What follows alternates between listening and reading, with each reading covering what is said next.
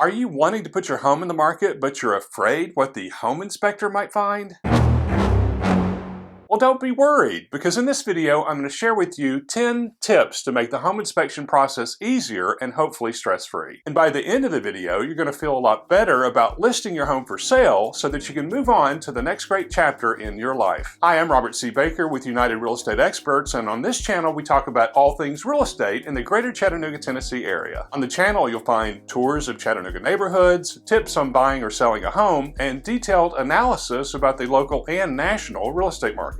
And if you're thinking about listing your home for sale in the greater Chattanooga, Tennessee area, whether in Tennessee or Georgia, just give me a call or text and let's get the ball rolling. Now, of course, a home inspection is an important part of the home buyer's process in purchasing a home. Home buyers want to be assured that the home that they buy is problem-free or relatively problem-free. Now, there are people like rehabbers and investors who will take on a property knowing full well that a home needs some work, even significant work. But when you're trying to raise a family or moving to a new location or maybe just have taken on a new job, you really don't want the hassle of having to deal with problems with the home you just purchased. Hence, home inspections. Of course, it's certainly true that up until the summer of 2022, a lot of home buyers were waiving home inspections. I've never made that recommendation to any of my buyers, especially during the hot and heavy seller's market we were in just a few months ago. The reason buyers were waiving home inspections is because they were afraid of missing out, of not getting a home at a really good interest rate. That's understandable. But now, because mortgage interest rates literally have doubled, buyers are thinking a little more clearly, and they're going to request that a home inspection be performed as part of their home buying process. That means that they're going to put a home inspection contingency into their offer, and if you accept their offer as the seller, your home will be inspected. So to help prepare you for that, let's talk about the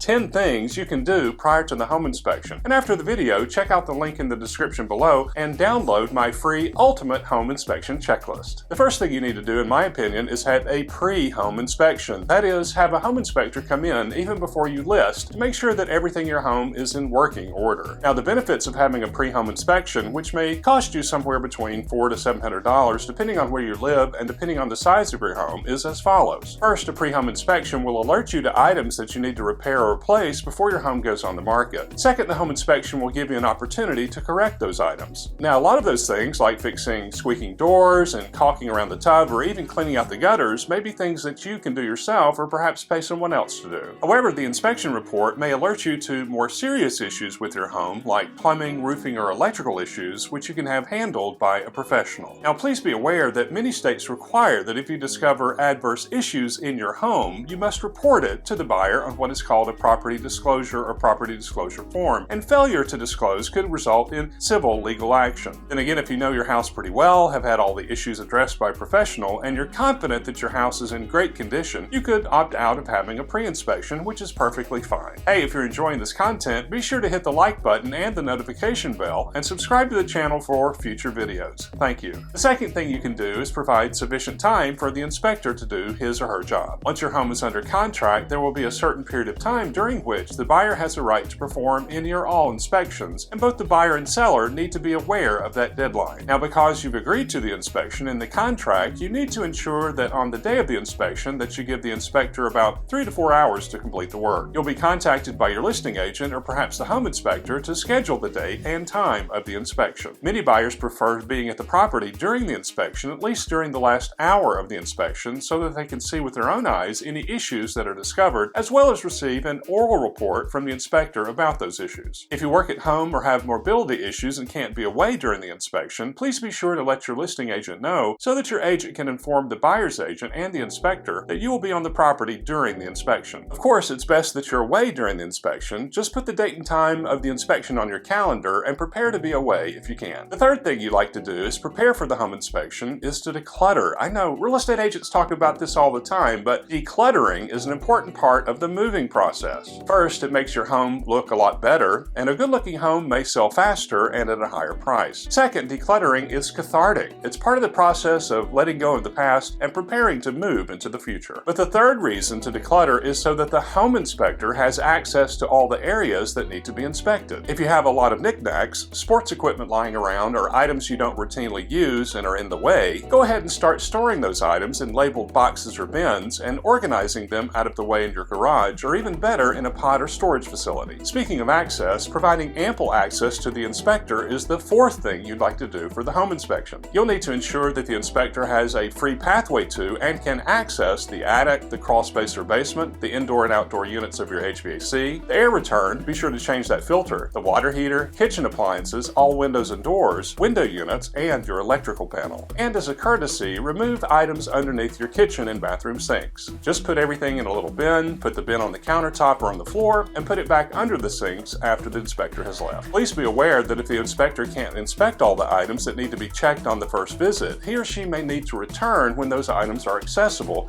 and that may cause a delay in the inspection process as well as unnecessary headaches with the buyer. The fifth thing you can do is make sure that you have all keys to all doors and locks, and that all locks on the doors are operational. If you have excess keys to a former home, a car that you sold years ago, and so on, we all do, now's the time to get rid of those, and don't mix old keys with keys to your home. In the greater Chattanooga, Tennessee area and in many areas of the country, home inspectors, just like real estate agents or appraisers, can access the Supra box or lockbox, and so will have a key or keys to open the house. But the inspector may need additional keys or codes to access part of the house that appear on the inspection report that aren't accessible by only one or two keys in the Supra or lockbox. So for example, you may have a separate key to an indoor storage facility that needs to be available. Make sure that the inspector can open all outdoor gates, the electrical panel, the timer on your water heater, outdoor storage buildings if they're to be inspected, attached garages, pool houses or pool equipment rooms, basically anything and everything that will appear on the inspection report. Additionally, be sure that you make available garage door openers and provide garage door codes if any. While you're in the garage, test the auto reverse sensor for your garage door opener. And if your home has complicated systems that are part of the inspection, provide the inspector a note on the kitchen countertop instructing how to access or operate those systems. The sixth thing to do is to make sure that all battery-powered devices work. That includes garage door batteries, garage door remote batteries, and batteries for fireplace and ceiling fan remotes. Make sure your smoke detector and radon detector work and that they have fresh batteries. Check your Ring or other security system, and if they have batteries, make sure those batteries are operational, and if not, make sure they're replaced. And as a courtesy during the inspection, turn off the security system or provide instructions to your agent or the inspector on how to operate the security system. The seventh thing is really important but is often overlooked. Replace burned out light bulbs. Now, ensuring good lighting is part of the process of getting your home ready for sale. Burned out bulbs may indicate to a buyer that a home is not well cared for. Besides, insufficient lighting makes everything difficult to see and gives your home a gloomy appearance. But proper lighting is also important for the home inspection process. Burned out bulbs may indicate that there may be a problem with the lighting fixture or a problem with the wiring. So make sure that your light fixtures and light switches work, and make sure that your bulbs are shining brightly. The home inspector will thank you. The eighth thing is also something that you should consider. Make sure that anything in the home that uses water works. Check your indoor and outdoor water faucets to make sure they're operational. Check the drains underneath your sinks and in the shower or tub to make sure that they flow properly and aren't clogged. Check your toilets to ensure that they flush properly. And if your refrigerator is part of the contract, make sure that the water dispenser and ice maker work. If you have a dishwasher, make sure that it's unloaded so that a cycle can be run by the inspector. And while you're in the kitchen, wipe down and clean out all appliances and make sure that pots and pans are away from the oven and the stovetop. The ninth thing to do is to take care of Fido, in other words, care for your pets. Now, typically, fish and amphibians and small four-legged fur babies don't cause a problem, but you'll want to make sure that your bigger fur babies like dogs or cats are away with you, or at least crated for their protection and for the protection of the home inspector and your buyers. Believe it or not, folks like real estate agents, home inspectors, appraisers, and buyers going through your home really do care for your pets, and when one gets loose, it really causes a lot of anxiety. So larger pets that might wander off, take with you, or if you can't, use a crate. The 10th thing to do really is a catch-all. Consider having your home treated for pests. Consider having your HVAC serviced. Make sure that utilities and pilot lights are on, and make sure that your electrical panel is properly labeled, and so on. In fact, if you're thinking about selling your home, there may be other suggestions in this video that you may find helpful. Be sure to watch it next.